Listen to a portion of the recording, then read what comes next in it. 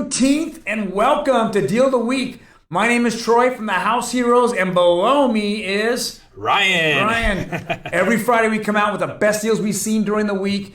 Actually, there's actually quite a lot because since the market's so hot right now, it just keeps going up and up and up. Even stuff that I think that's just regular deals, I turn into 12 offers and $30,000 over asking price, and we're all beating each other up to get the same home. So again, welcome to Deal of the Week.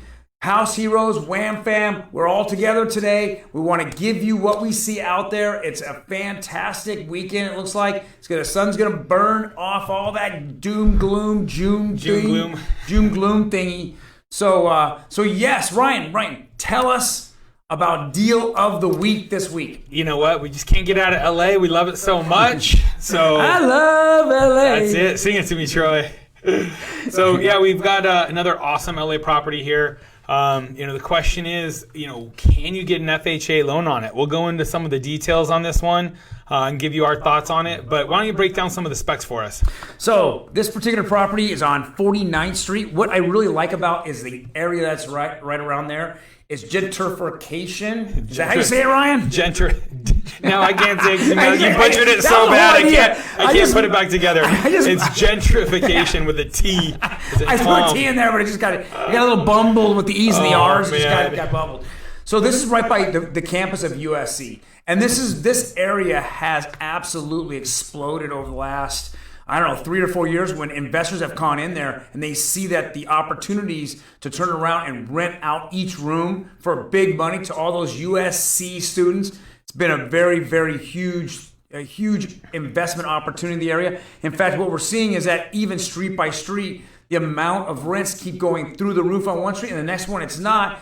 But then those properties are being gobbled up and being overpaid for by investors so they can put in, duplexes, triplexes, or just this Frankenstein 7-bedroom property. Then actually me and Ryan about a year and a half ago, we were offered one of them about $450,000. It had 8 rooms, and it looked like every bathroom became half bath, half bedroom. So in the bathtub was a bed that popped into a bathroom. It was insane. It was like a tiny house in every room. Right, exactly. And that's basically how it was. So yeah, this property's on 49th Street. It's a 2-bedroom, 1-bath, great starter home.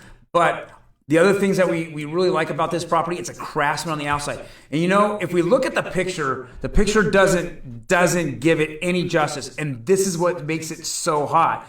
It looks like just a weed fest out there, right? I'm not sure if that's a tree or a really large weed. Let's be honest, or a tree weed. At some point in time when the weed whacker can't knock it down, the gardener just goes, all right, it's now officially a tree. That's awesome. So it's a 2-bedroom, 1-bath. It's over 1,050 square feet. And it has a 1-car garage, and you could actually put an ADU, or you can build on top of this, which is a lot of people are doing, or simply rent it out. You're looking at a $2,000 payment a month on this property, or less. Normally the threshold for doing an ADU on properties in LA is 4,600 square foot lot, but this is actually zoned R2, so you should be able to, obviously you always need to check with city before you buy a property if that's your goal and intention, but you should be able to actually build a second unit on this and have it be a completely different address because it's R2. So I would check up on that before I bought this unit, but based on current zoning, it appears to be an R2 lot, which is huge and definitely affects resale. This is what we're talking about, map area here. So South Figueroa Corridor. You've got USC, up here. It's, as the listing says, literally 2 miles away. So, as the crow flies, it's actually even a pretty straight shot. So, you're 2 miles away from SC, and it is a solid rental area. And this whole area is going through the gentrification, like Troy's saying, and prices are just on a tear. So on this one here, I love the year, built 1910, and I love the Craftsman units. So let's look at some of the comps. Oh, back to the FHA. Can it go FHA? This one's listed, they'll put types of financing. The agent can click what financing they're willing to look at. Back when I was a newbie, I just always hit cash to new loan because that's what my broker told me to do. Now I'm very specific on what I put in the MLS. If I'm open to taking FHA offers, I definitely check FHA because I've got buyers that are looking FHA and they don't want to waste their time with other stuff. This one just says cash to new loan. He's open. But, I always try and make it very specific now. If I'm open to VA, FHA 203K, I want to list those because I know there are some people out there searching specifically for that. And it doesn't cost me money to check extra boxes. It just takes me a little bit extra time. So I always make sure for my listings, I take care of that and have it out there because I want everybody who might be interested in this property to see it. This one just did the blanket. But what we're seeing out there right now, because of COVID, majority of the appraisals are drive-by appraisals. So they can't see if there's chipping, peeling paint from their car most of the time. They're asking, I just got off a call right before we went live here. Appraiser called me, asked me to send him photos of inside the property. He wants to see the smoke detectors, a carbon monoxide detector. He wants to see that the water heater is double strapped and braced. I just make sure that my photos don't have anything like chipped and peeling paint that might create a lender, required issue. Let's just keep it simple. So I send him photos of what he's asked: the water heater, the smoke detector close up, the water, the carbon close up, and then if he wants any other rooms and stuff like that, they're far out. If they show what the structure is so he can get a determination of value. But I know as a fact that I've gotten a couple properties that have, passed the appraisal recently that I think might have had some, simple things called out for FHA to be corrected. Some of them we were doing it anyway, so it wouldn't have posed a problem. But there are a lot more agents now open to taking FHA offers because now there's a little less scrutiny on what's going to pass for FHA habitability requirements. So and that's a really good point, Ryan. We're definitely seeing this. The last 4 to 5 deals that I have closed are all drive-bys. I just had another agent call me yesterday and said, hey, I got a call from the appraiser. And I said, when's the appraisal going to be done? When's he going to go by and go in the house? He goes, he's not. He just did a drive-by. He asked me, he has like a list of 4 or 5 questions. I answered it for him. He said, I'll have it back to the lender by Monday, and it's done. And I'm like, wow, that really kind of dodges the bullet. Every single time when someone walks in the property, there's an opportunity for anything to be called out. It doesn't matter if it's FHA, conventional, illegal garage conversions. You just don't see them from the outside. But those are the things that sometimes are required as a lender required repair on an appraisal that come up. And now we're starting to see those kind of go by. And I don't know if it's I know that they had talked about that in February and March. And we personally thought, well, COVID probably drove this, this as well as a notary business, from people actually going face to face in someone's house or seeing people face to face. But now, as everything's kind of opened up, we're thinking that that was just a trend happening during COVID. It's actually not. I think because of the volume that's happening out there right now, the market being hot, and as I've said many times in the last 2 months, I've told everybody this is the hottest market of all time. It is. It's just you cannot get appraisers in and out and getting appraisals back to the lender if you have to keep going in and out of houses. It just isn't going to happen, and it holds everybody back. Not only do you have all these purchases just piling up, you have refis double piled up, right? So there's no way you're letting refis through. It's all drive-by and refis, complete drive-by and refis. So now they've kind of taken that model and they brought it over to the purchase side. Yeah, that's a great point. So it looks like, this might stay for long term just because they are so backlogged on appraisals. Where things were taking me 3 and 4 days to get them back, they're now taking 14 days with the same lender, using all the same crews and stuff. So just keep that in mind. That's the critical path that we're kind of fighting to make sure we get done right up front, get that appraisal ordered. So I did want to look at some of the comps. I know it might be a little hard to see on the screen that you guys are looking at, but here we've got a 2-bedroom, 1-bath, 1,048 square foot home. There is a property nearby. These are all within a mile, and most of them are within 3/4 of a mile. 706 West 60th. They bought this home here for $380,000. Same price we're at this for sale. Yep, in February. So this is right pre-COVID. They're buying this thing, right? They buy it $380,000. Here's a picture before. Roof looks all right. Love the character. Yeah, craftsman. Looks solid. Other than they need to plant, turn on the sprinklers and throw some seed down. They decided to go ahead and do that. Throw in sprinklers, some seed. They did a great remodel inside. I don't even know if they painted the outside, to be honest with you. It doesn't look much different other than a different camera angle and better photography. And they now have this one pending currently at $470,000. So I know the market's hot. I don't know where they're getting what if they got 470, if they got more, I'm not too sure. But this property was a model match that was flipped. So this is what we're looking at. If I were going to be flipping it, I'd be hitting those high fours, pushing 5 for sure. As well, there's just some other, properties that are similar shape, 405, 480. It looks like the ones that are beat up, are 400. And the ones that are, turnkey ready are high 4s. This guy here is really proud of his house. He's going 550 on it. So if he leaves it on there long enough, I think the market's going to catch up to him and he might just get it. But that's where comps are. So I'd say you got $100,000 in spread in here. Every dollar you're going to put into it, you should be able to get out of it. Properties that are in substantially the same condition are going for $30,000 more right off the bat. Yeah, I mean, there's a lot of good things that's coming out of this property. I know that the flip market is on fire right now. If you go back to the exact home that you're talking about there, you're looking at exactly 3 months. So the day you bought it, the flip rule for FHA is that you cannot resell the property until 90 days. So I cannot get a purchase contract back in my hands until 90 days after I purchased it. Okay, title changed. And so it literally looks like this guy, I don't know how much he put into it, but the company or the person or the entity or whatever, they literally have 90,000 spread that's sitting in this property literally 90 days afterwards. They put it right back in. Yep. So, and this is demanding of the area. The other thing I wanted to go over here, and I see this a lot, when you're a real estate agent and you hire a listing agent or someone that's going to help sell your home for you, you got to look at what type of attitude they have. If they're older, they typically put all the onus on what's already happened, like all the solds. So they keep going back to those solds and they keep pulling those, and that's what they want to determine how they're going to list your home.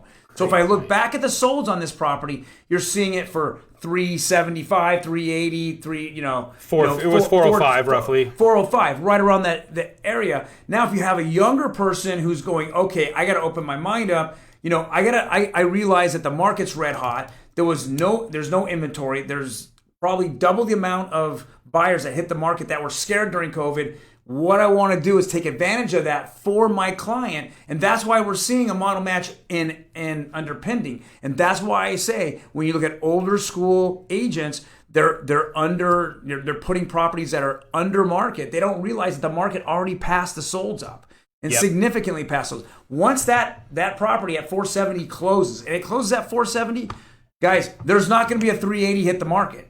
I mean, even the older school has to catch up to that sold comp. So keep that in mind when you're out there. As summer continues to go into July and August, we're going to see these huge leaps and jumps. Unless you have a beat up junky property, we're going to see these jumps pretty substantial as we go forward. And that's just not in Los Angeles County. That's going to be especially in the Inland Empire. Absolutely. Riverside and San Bernardino properties. I mean, it's like it's put on your boxing gloves and we're slugging it out here on a bidding wars. That's it. Yeah, it's bidding wars galore. And just go one step further on your thing. I don't even think it's age of the agent. I think it's how active that agent is. If they're out there working with buyers in the market, they're actively trying to sell their property, they'll probably realize where the market is.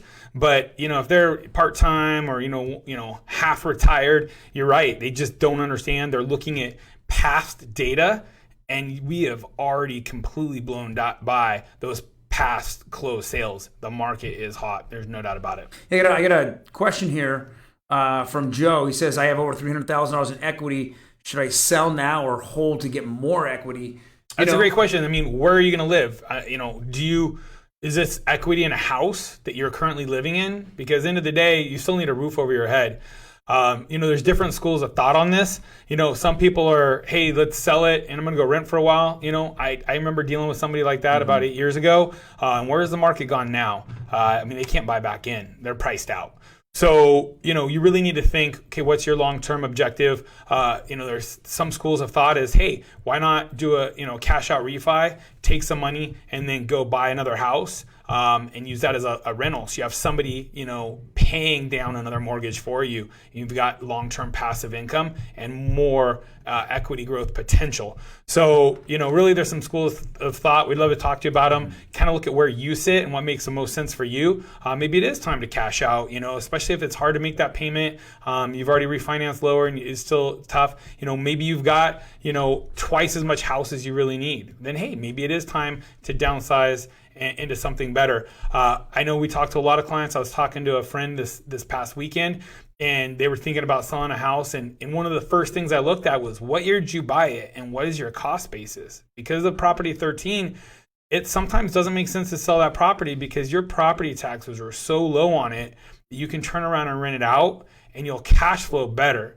And as long as Prop 13 sticks around, a lot of times if you bought it low, it's best to hold on to it and maybe pull cash out and go do something else with it. So the other advice that I would also say is that if I have an entry level home, is this like a 2-bedroom, 1-bath, 3-bedroom, 2-bath, something that's entry level right now, and I was going to go and think I'm going to buy up. I'm going to buy anywhere into the mid to the higher range homes. Well, that makes complete sense. Yep. What is on fire? The market's on fire. But if we look at the micro numbers, it's entry level to mid level is just off the charts. It's getting blown up. Yep. Then when you get into the higher levels, and it depends on the county and those dollars.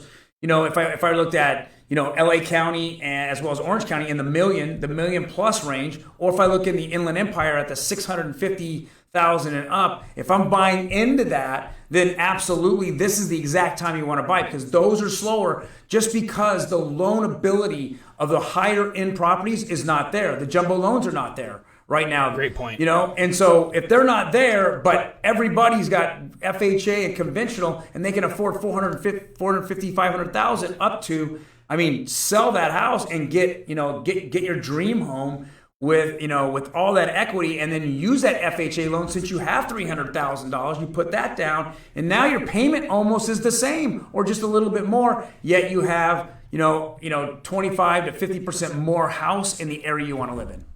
Yeah, and I got a couple shout outs here. One, John Anderson, thank you for checking in. Good seeing you here. He's saying the same thing.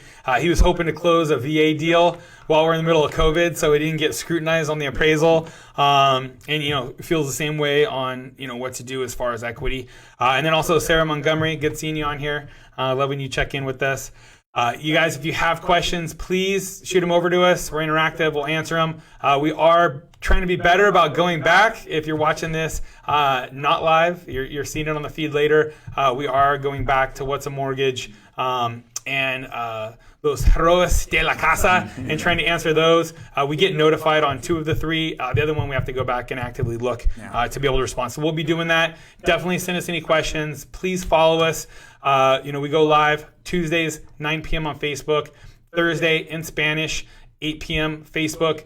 Here, obviously, Fridays at 2 p.m. Live with Deal of the Week, and then we record a weekly market update, real estate update, and that is posted on both Facebook and YouTube. If you want to look back at past weeks and stuff, what we were thinking, what we were saying, please do so. It's a good chronological kind of take on what's been developing in the market.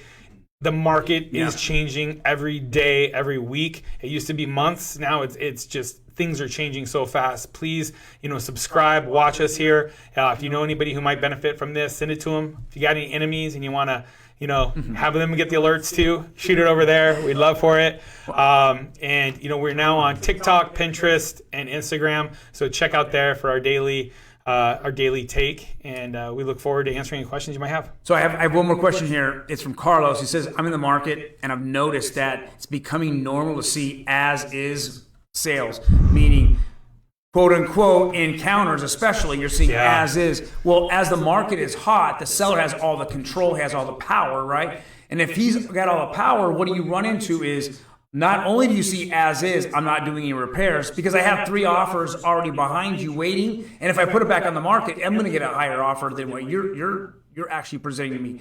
But I'm also seeing no appraisal contingencies. That's it. Cutting down significantly on the loan contingency and the home inspection, the inspection contingency. Those are being cut down, and a good agent already puts that in the offer right now, and they put down, they shorten the amount of days that they're going to actually take the close, and they have their client already approved. So my point to you, Carlos, is not only are we seeing as is, but if all those other things are happening as well, make sure that your agent is already looking at the 4 or 5 different things that you need to get your offer in front of that seller, and he's going to make a decision on your offer and not throw you in the trash can like the other 8 that he looks at. He's only picking 2 or 3 that he's even going to consider. Yep, all right? And that's a great point on the as is.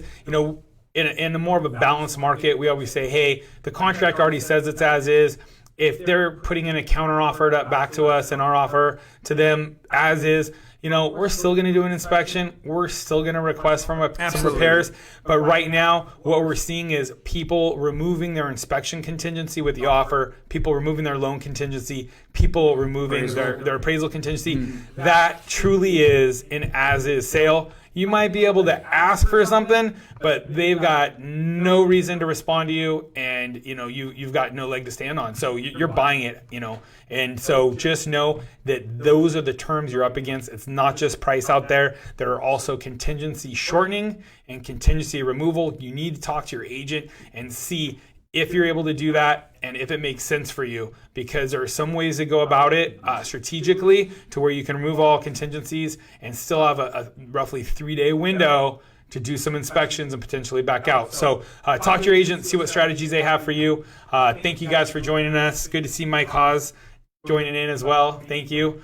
You got any more parting words, Troy? All right, you guys take care. Have a very safe weekend, and we will see you back on Tuesday. See you then. Peace.